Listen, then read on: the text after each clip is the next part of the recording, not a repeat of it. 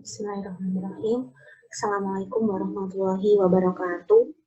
Waalaikumsalam warahmatullahi wabarakatuh. Alhamdulillahirrahmanirrahim. Kita bisa bertemu dalam pembelajaran daring yang pertama untuk mapel tematik. Ya, pada pembelajaran kali ini kita akan membahas tema 1, subtema 1. Namun, sebelum itu kita mulai dengan membaca basmalah dulu ya. Baca basmalah. Bismillahirrahmanirrahim. Ya, bagaimana kabarnya anak-anak semuanya? Insya Allah baik ya. Ustazah doakan semoga kita semua selalu dilindungi Allah dan diberikan nikmat sehat. Nah, kita tetap harus semangat. Semangat dalam hal kebaikan, semangat dalam hal yang mendatangkan manfaat.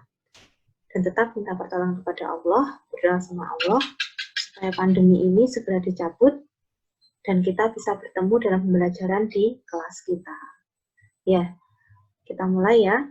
Ada 4 materi pokok. Yang pertama tentang bersatu dalam keberagaman, yang kedua tentang gagasan pokok, dan yang ketiga tentang bunyi, kemudian yang keempat tentang keberagaman itu macamnya apa saja. Khusus di subtema 1 kita bahas keberagaman alat musik di Indonesia.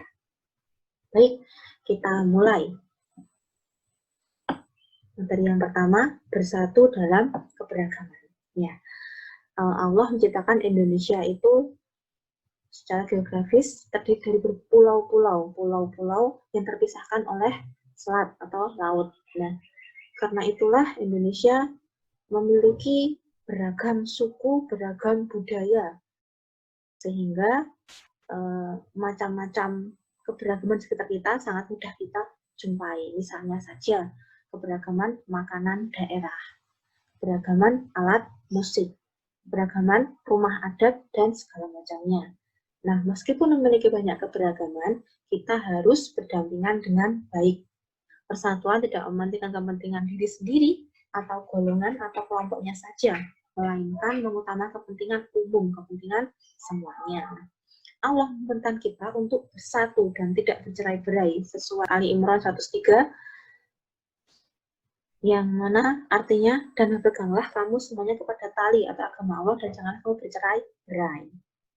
Ya, jadi kita tetap harus bersatu walaupun berbeda-beda. Jadi walaupun kita berbeda, misalnya di suatu kampung ya, itu ada yang suku Jawa, suku Madura, suku Dayak, suku Batak, dan macam-macamnya tetap harus bekerjasama. Kalau kita kerja bakti, ya kerja bakti tetap bersatu.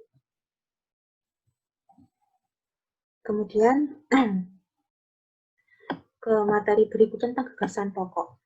Gagasan pokok adalah ide utama yang dibahas dalam suatu bacaan.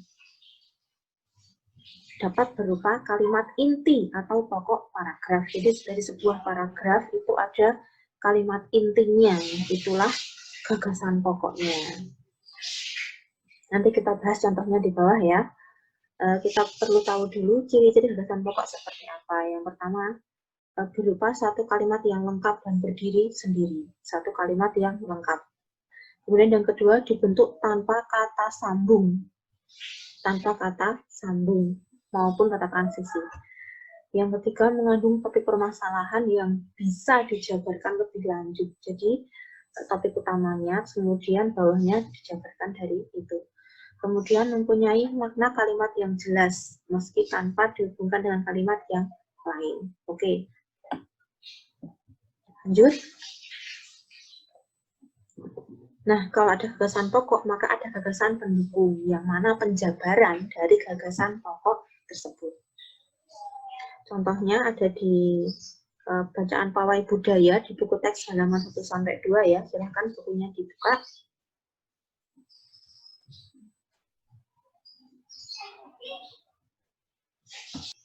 Ya, Pawai Budaya. Langsung kita lihat di paragraf pertama. Nah, ini ya paragrafnya.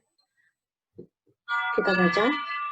Pawai Budaya sangat menarik bagi warga kampung Babakan. Pawai ini selalu menampilkan keragaman budaya Indonesia. Udin dan teman-teman tidak pernah bosan menanti rombongan pawai lewat. Tahun ini mereka datang ke alun-alun untuk melihat pawai tersebut. pakai udin pun terlihat sabar menanti. Terdengar suara gendang yang menandakan rombongan pawai semakin dekat. Nah, kalau kita lihat dari paragraf ini, gagasan pokoknya ada di kalimat yang pertama, bahwa pawai budaya sangat menarik bagi warga kampung Babakan. Nah, kenapa kok yang itu, Ustazah? Nah, kita coba baca yang berikutnya. Pawai ini selalu menampilkan, nah, pawai ini itu apa? Ya, pawai budaya itu tadi. Sehingga kalimat yang kedua ini menjelaskan dari kalimat yang pertama tadi. Kemudian, kalimat berikutnya, Udin dan teman-teman tidak pernah bosan. Tidak pernah bosan. Berarti ini menunjukkan penjabaran dari kalimat pertama tadi, bahwa pawai budaya itu sangat menarik, sehingga Udin tidak pernah bosan. Dan berikutnya. Nah, dari paragraf ini bisa kita ambil kesimpulan bahwa gagasan pokoknya adalah kalimat yang pertama. Kemudian kalimat kedua sampai terakhir merupakan gagasan pendukung. Oke. Satu lagi contohnya ya.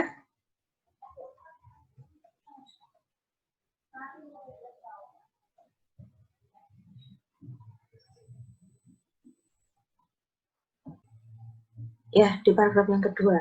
Kita baca. Di barisan pawai terdepan terlihat rombongan dari Maluku. Rombongan laki-laki mengenakan kemeja putih, jas merah, dan topi tinggi dengan hiasan keemasan. Rombongan perempuan mengenakan baju cele. Baju ini terdiri dari atasan putih berlengan panjang serta rok lebar merah. Langkah mereka diiringi oleh suara tifa, alat musik dari Maluku. Bunyinya seperti gendang, namun bentuknya lebih ramping dan panjang.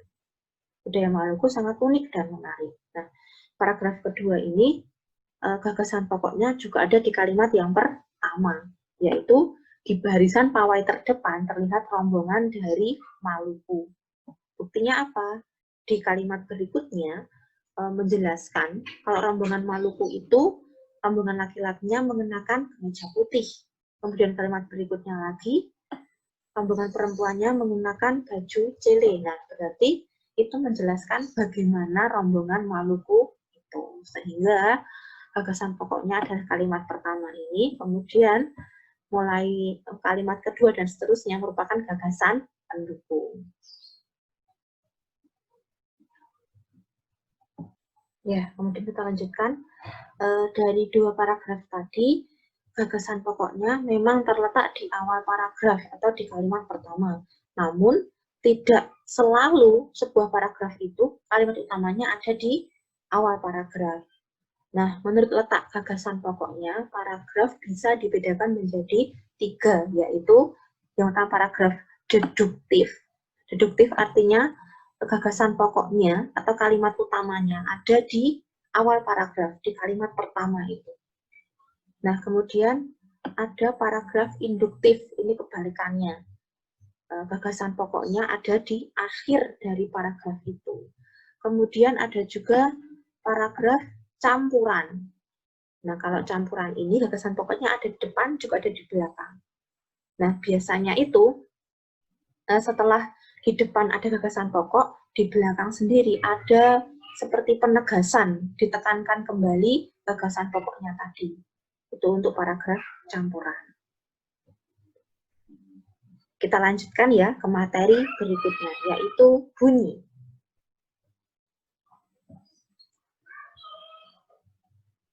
Nah, kita lihat dulu peta konsepnya di sini. Ada beberapa pembahasan untuk bunyi ini. Yang pertama, bunyi itu media perambatannya ada padat, cair, gas, kemudian jenis bunyi dari frekuensinya, infrasonik, mohon maaf salah ketik ya Ustaz ya, infrasonik, audiosonik, dan ultrasonik. Kemudian bunyi mengalami gejala efek Doppler, resonansi, pemantulan. Apakah cuma ini? Enggak. Sebenarnya gejala bunyi ada banyak, ada superposisi dan macam-macam, tapi nanti insya Allah di SMP mungkin. Dan besaran bunyi, frekuensi, periode, amplitudo, panjang gelombang, cepat lambat, yang nanti bisa kita hitung. Baik, langsung saja ke pembahasannya. Ya, Allah menjadikan bunyi atau suara sebagai peringatan bagi manusia, dan Masya Allah agak mengerikan karena beberapa sumber bunyi disebutkan Al-Quran itu sebagai pertanda akan datangnya hari akhir. Tentunya saat kita sering tahu ya kalau kiamat ditandai dengan salah satunya itu ditiupnya sangkakala. Nah, di surat Yasin ayat 49, mereka tidak menunggu melainkan suara teriakan atau bunyi saja yang membinasakan mereka ketika mereka sedang bertengkar. Kemudian juga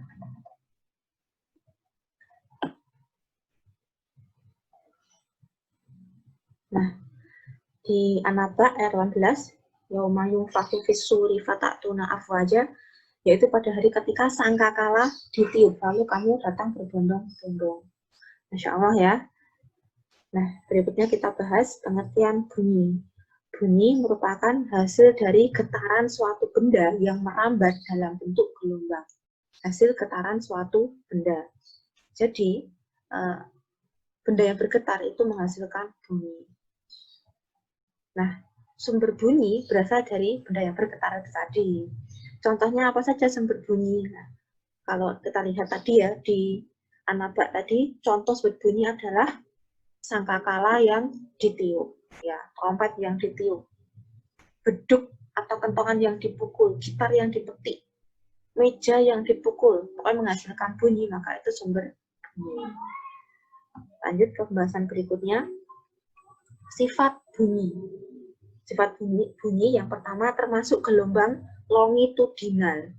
Termasuk gelombang longitudinal. Nah, gelombang longitudinal itu apa? Gelombang yang arah getarnya dan arah rambatnya itu sejajar. Lawannya gelombang longitudinal adalah gelombang transversal. Berarti gelombang yang arah getarnya dan arah rambatnya tegak lurus. Kalau contohnya longitudinal, gelombang longitudinal itu bunyi, maka contoh gelombang transversal adalah apa kira-kira? Cahaya.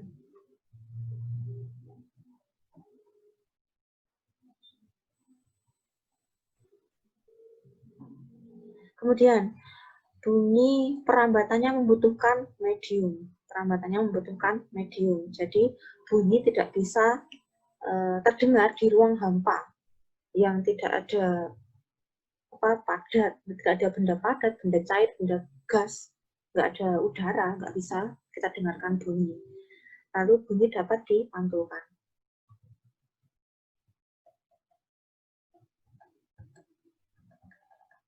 Lanjut ke jenis-jenis bunyi. Tadi sempat disinggung di peta konsepnya ya.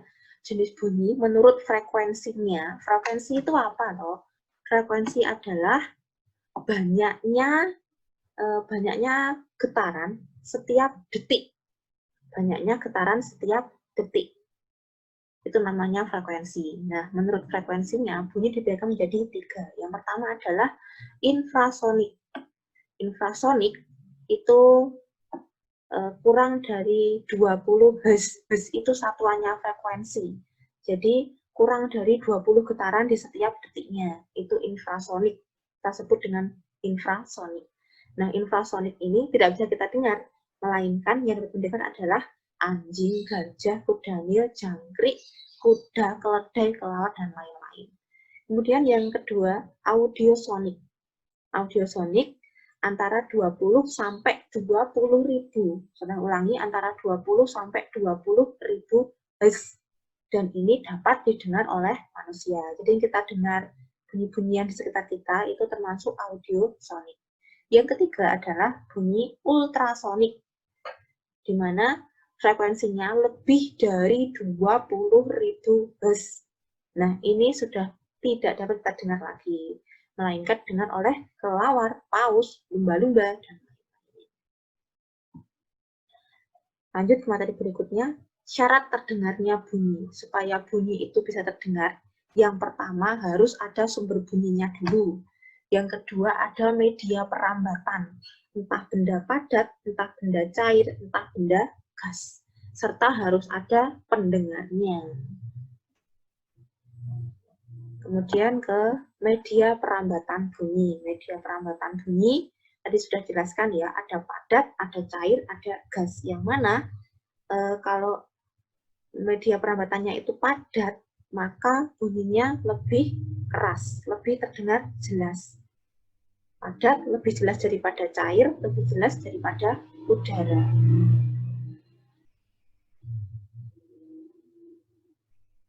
Contohnya, kalian pernah mencoba menempelkan telinga ke meja, kemudian coba mejanya dipukul, pasti terdengar lebih jelas.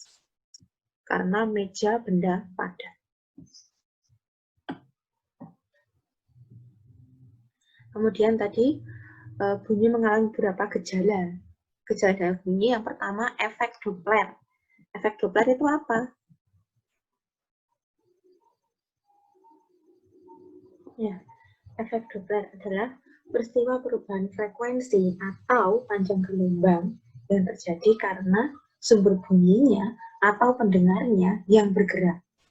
Nah, contohnya suara sirene mobil ambulan. Ketika mobil ambulan itu mendekati kita yang mendengar, maka frekuensinya akan jadi semakin tinggi, bunyinya semakin tinggi kalau mendekat ke arah kita. Sebaliknya kalau ambulannya menjauh, maka frekuensinya akan menjadi semakin rendah, bunyinya menjadi semakin rendah.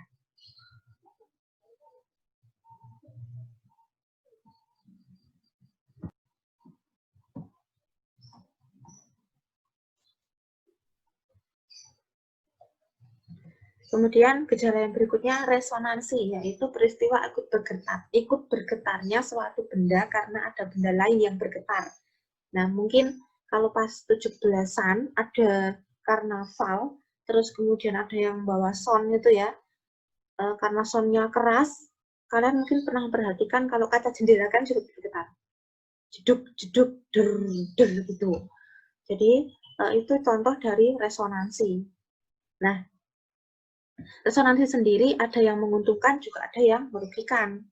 Yang menguntungkan, contohnya, terjadi pada alat musik, sehingga bunyinya itu lebih nyaring, bisa kita dengarkan, atau seperti gitar, gamelan dan genderang kalau dipukul, jadi bisa kita dengarkan.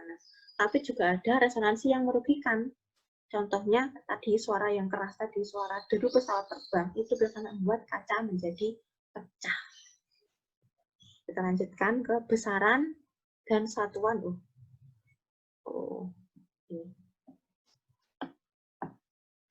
Besaran dan satuan dalam gelombang bunyi. Ya, tadi sudah sempat kita bahas, ada yang pertama frekuensi. Frekuensi itu banyaknya getaran atau gelombang setiap detik. Banyaknya getaran atau gelombang setiap detik tadi sudah ya, satuannya adalah Hz. Kayak di atas tadi. Nah, semakin tinggi frekuensi bunyi, maka semakin tinggi nada bunyi tersebut. Saya ulangi, semakin tinggi frekuensi bunyi, semakin tinggi nada bunyi tersebut. Nah, kemudian yang kedua ada periode. Periode adalah waktu yang diperlukan untuk satu gelombang atau satu getaran. Jadi butuh berapa itu untuk satu kali bergetar, itu namanya periode. Kemudian amplitudo. Nah, amplitudo ini mirip-mirip frekuensi. Biasanya akan muncul soal tentang frekuensi dan amplitudo, tentang pengaruhnya terutama ya. Amplitudo itu mempengaruhi kuat lemah bunyi. Semakin besar amplitudo, maka semakin kuat bunyi itu. Semakin kecil amplitudo juga semakin kecil bunyinya. Nah, kalau frekuensi tinggi rendah nada. Lanjut. Berikutnya ada panjang gelombang. Panjang gelombang adalah jarak yang ditempuh oleh satu gelombang. Satuannya apa? Meter.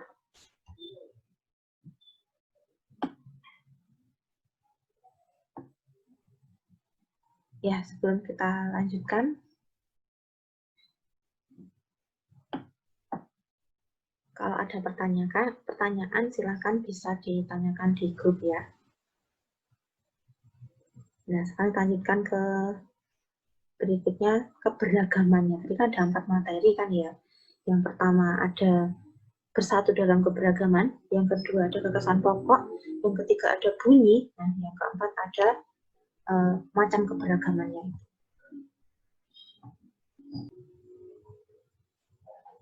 Ya, kita lanjutkan keberagaman di Indonesia. Keberagaman Indonesia mencakup apa saja? Bisa keberagaman suku bangsa, bahasa, rumah adat, tarian, pakaian tradisional, senjata tradisional, alat musik tradisional. Apakah sudah itu saja?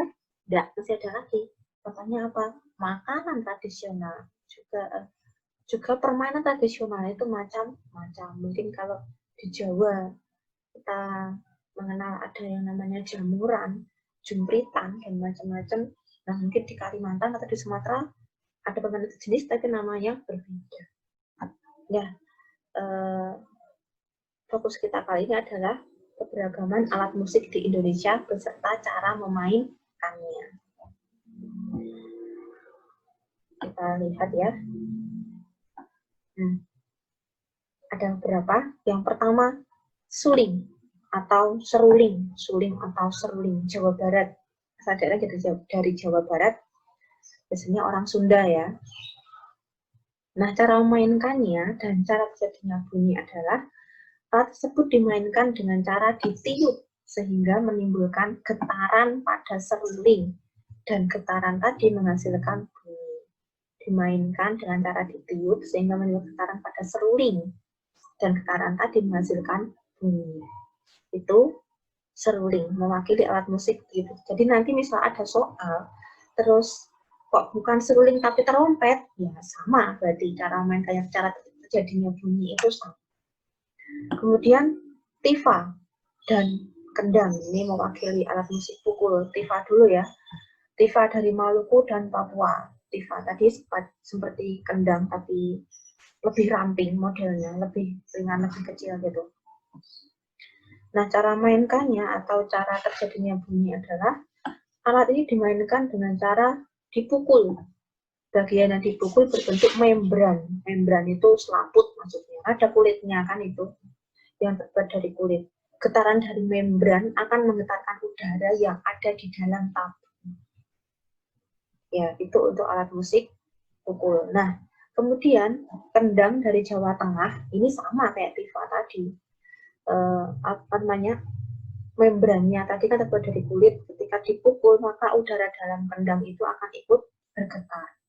Jadi getaran dari membran atau getaran dari kulit kendang tadi membuat udara dalam tabung, dalam kendang itu bergetar sehingga bunyinya bisa kita dengar. Kemudian angklung. Nah, kalau angklung ini mainkan dengan cara digoyangkan gitu kan ya. Angklung dari Jawa Barat, Sunda juga nih. Angklung dimainkan dengan cara menggoyangkan batang bambu. Nah, dapat berbunyi karena benturan tabung resonator besar dan tabung resonator kecil dengan tabung dasar. Getaran yang dihasilkan diperkuat oleh resonator sehingga bisa menghasilkan bunyi. Oh, ada iklan suara kucing.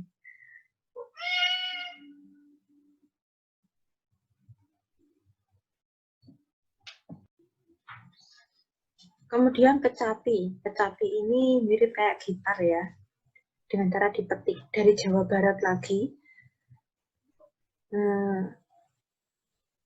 Bentuk kecapi adalah sebuah kotak kayu yang di atasnya berjajar dawai atau senar. Jadi senarnya tadi dipetik. Nah, kemudian kotak kayu tersebut berguna sebagai resonatornya. Jadi kita memetik dawainya atau memetik senarnya, itu akan menggetarkan udara di kotak kayu itu. Kemudian gong juga sama dipukul. Dari Jawa Tengah, gong. Bentuk gong adalah bulat, lingkaran, dan mempunyai titik di tengahnya sebagai pusat resonansi dengan bentuk yang lebih menonjol. Iklan lagi.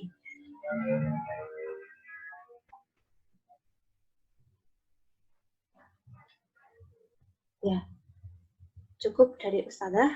Nanti silakan dikerjakan tugas-tugasnya sesuai dengan jadwalnya. Untuk yang pertama adalah aktivitas 1. Untuk hari pertama aktivitas 1, jadi setelah melihat video sambil menyimak rangkumannya, kemudian mengerjakan aktivitas 1. Ya, Ustazah mohon maaf jika ada kesalahan. Kalau benar dari Allah, kalau salah dari Ustazah. Dan yang Ustazah sampaikan pun, walaupun mungkin dari buku, bisa jadi ada salahnya, karena hanya Allah lah yang benar. Sementara ilmu yang kita pelajari yang ada di buku itu hasil pemikiran dari manusia, jadi ada kalanya benar, ada kalanya salah. Lagi sampai mohon maaf, kita akhiri dengan doa kafaratul majelis.